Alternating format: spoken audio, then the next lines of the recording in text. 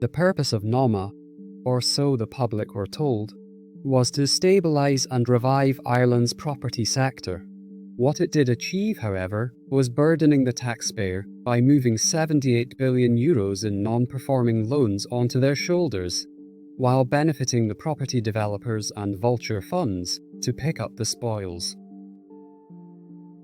Self-preservation by the political and business elites of Ireland's Golden Circle, as well as those related internationally, were squarely behind the bank bailout decision, using the tax-paying masses as both their scapegoat and safety net. Without state intervention, billions worth of property would have been dumped onto the markets, thus depressing prices and spelling financial ruin for among many key Fianna Fáil supporters and donors. To date, NOMA has taken on the debts of loans from borrowers with at least a €5 million value, with reported cases of 180 owing more than €100 million. Through its creation, NOMA has indeed stabilised the property sector, but also benefit banks, hedge and vulture funds, as well as of course developers and political circles at hand.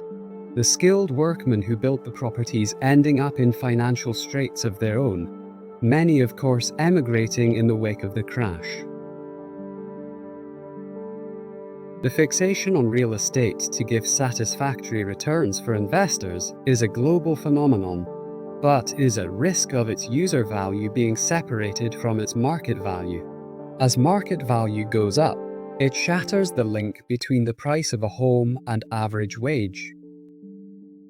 The establishing of NOMA may on the surface appear to have been an emergency response to a once-in-a-generation crisis, but the government had other agendas in mind. Given the tax haven model in place could offer real estate speculators around the world a unique proposition of bargain basement assets and a domestic tax haven to shelter them from taxes in.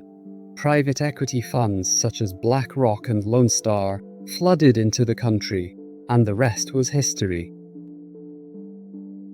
NOMA remains in operation, the toxic loans and property deals on its books still being dealt with.